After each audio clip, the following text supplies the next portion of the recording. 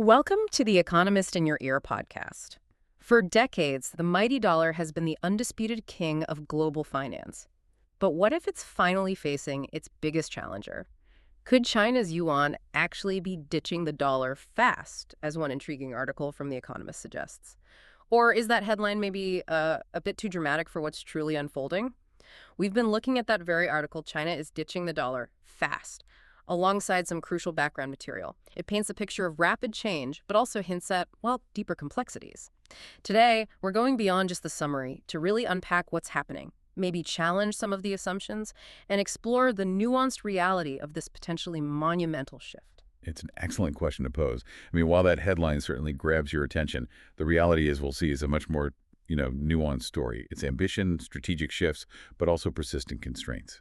It's rarely as simple either when we discuss global currency dominance. We need to look carefully at both what's accelerating and what absolutely isn't changing yet to get the full picture. Okay, so let's start with The Economist's core argument then.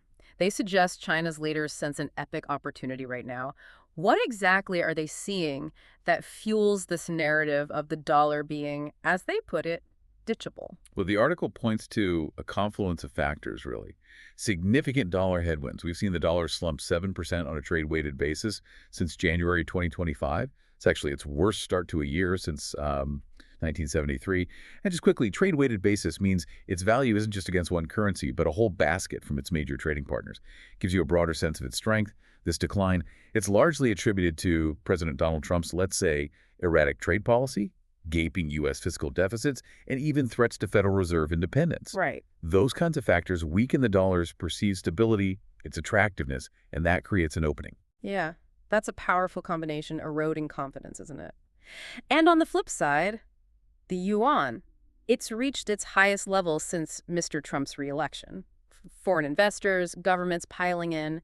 So beyond just capitalizing on dollar thickness, what's China's ultimate, long-term strategic goal here? China's leaders are quite explicit about it. They aim to insulate their exporters from dollar value movements.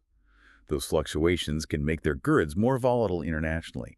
And crucially, they want to blunt the threat of America's financial sanctions, basically reduce their vulnerability to U.S. financial leverage. Makes sense. There's even a hope, you hear this among some officials, that foreign firms and investors will overlook China's existing capital controls, or maybe even come to see them as a form of stability, a predictable alternative. It's really about building resilience and reducing that external dependency. It sounds like a really significant strategic pivot. But as you mentioned, this isn't China's first rodeo with trying to internationalize the yuan, is it? What can we learn from their past efforts, say, back in the early 2010s? That's such a critical point to remember. China made a similar push starting around 2009. They even loosened some capital controls back then to encourage yuan use. But that initiative ended quite painfully in 2015. You had the stock market rout, a significant currency devaluation. Right, I remember that. Which led to money just rushing out of the country. And then a subsequent sharp capital clampdown to stop the bleeding. So this time, officials are, quote, eager to ensure that progress is lasting and that they retain prudent management of capital flows.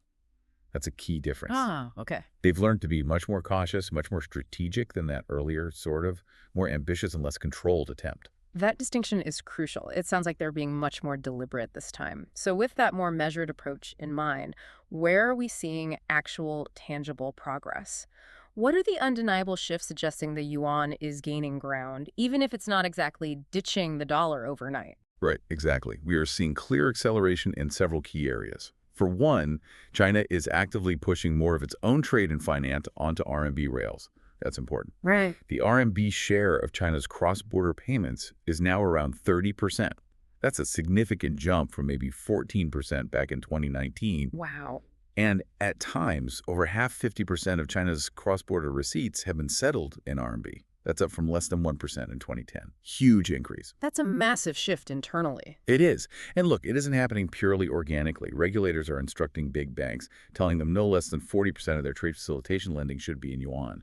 So there's a significant domestic push. Okay, so a strong internal push. But how are they bringing other countries into this system? What kind of external infrastructure is China building? Well, we're also seeing a growing swap line safety net. Take the ECBP EOC swap, that's the European Central Bank, and the People's Bank of China, their central bank. That swap for RMB 350 BN or 45 BN was just extended to 2028. and is part of this broader network. 4.5 trillion yuan, about $630 billion, in swap lines extended to 32 central banks globally. This creates a financial safety net that, honestly, in sheer scale, actually rivals the IMF's. Really? Yeah, guarantees yuan access to partners in a crisis, and that naturally builds confidence for them to borrow and buy in the currency, making it a more viable option internationally. So it's not just about the currency itself, but the whole underlying infrastructure. What about the non-dollar financial plumbing? Is China building a parallel system to SWIFT, for example? It absolutely is. Yeah. China's cross-border interbank payment system, CIPS, and now lists 1,728 participants globally, Right. 176 direct, the rest indirect. It cleared 175 trillion in 2024. That's a 43% increase year on year. Pretty substantial growth. Huge growth. And Josh Lipsky at the Atlantic Council suggests the yuan's role in international payments might even be undercounted because Chinese banks transact outside SWIFT or JACT, the traditional global messaging system. Plus, they've set up clearing banks in 33 markets now, Turkey and Mauritius just recently.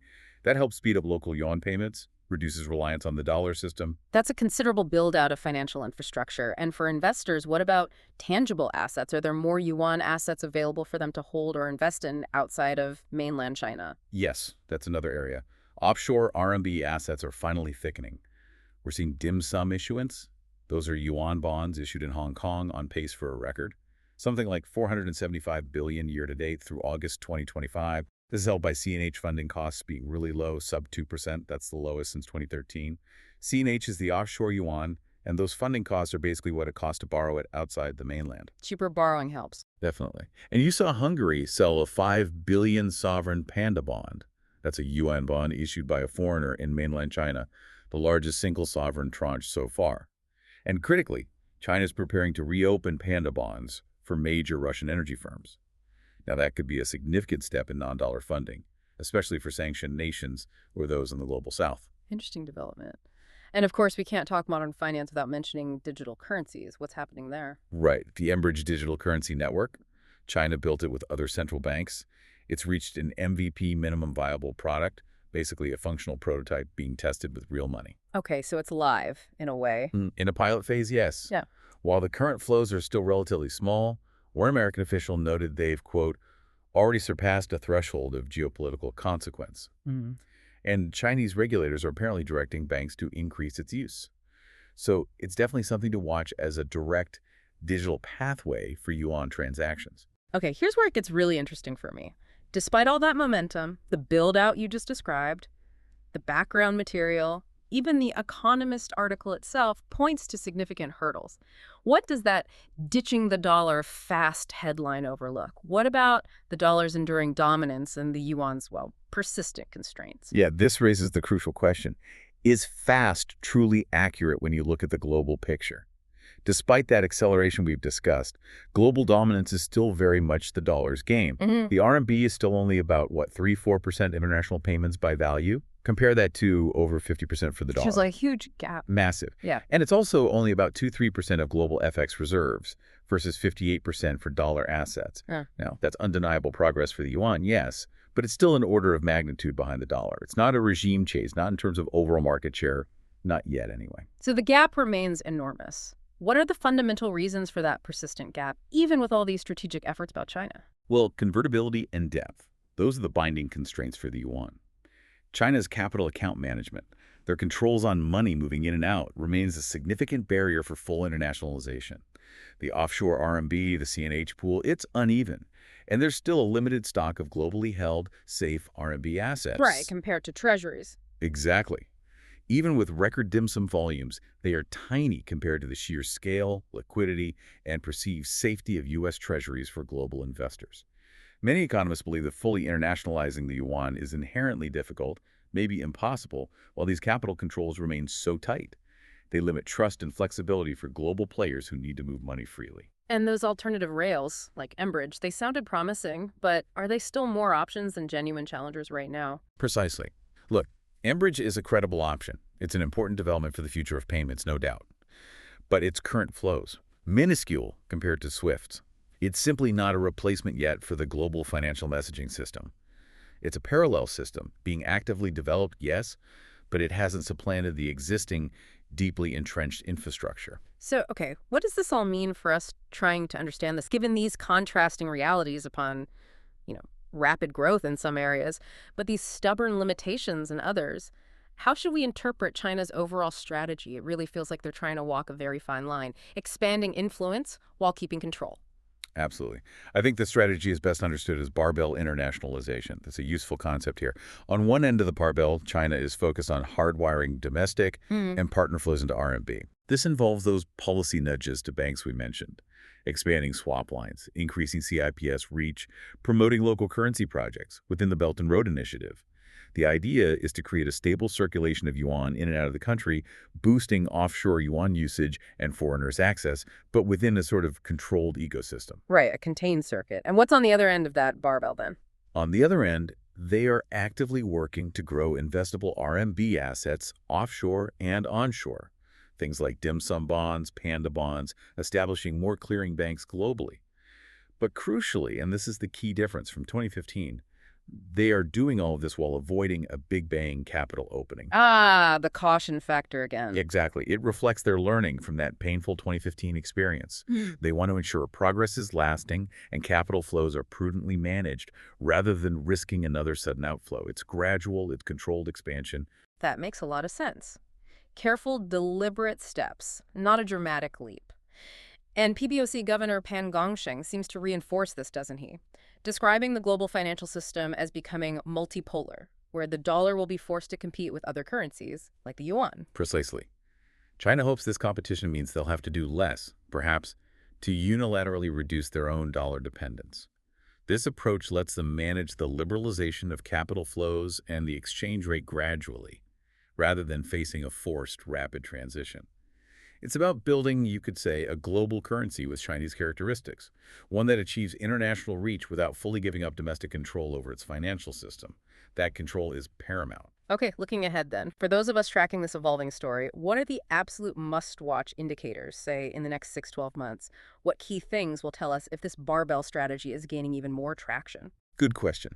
I think we've got 4 critical things to watch closely. First, Russian panda bonds actually pricing. If major deals like Gazprom or Rosatom actually get done and clear, you can expect other sanctioned or Global South issuers to follow suit.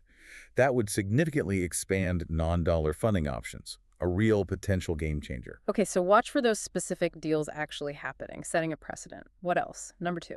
Second, keep a close eye on the CIPS footprint. We need to see participants and volumes keep climbing. Especially watch for new RMB clearing banks popping up in new markets. This is the plumbing of the system. Its continued expansion is fundamental to its functionality and reach. Right, the infrastructure growth. Third, look at continued dim sum momentum. If those sub 2% CNH funding costs persist and issuance keeps breaking records, it will normalize RMB funding for a wider range of companies, including foreign ones. That makes it a much more attractive option compared to borrowing dollars, especially if dollar rates are higher. Makes sense. And finally, number 4, any signals from policymakers themselves? Absolutely. Fourth, watch for policy signals. This includes more explicit guidance to banks on RMB trade finance targets, or the activation and expansion of larger swap lines with key partners. These actions would actively pull partners further onto RMB rails, cementing their reliance on the yuan and showing Beijing's ongoing commitment. So when it all comes down to it, that headline is still ringing in my ears.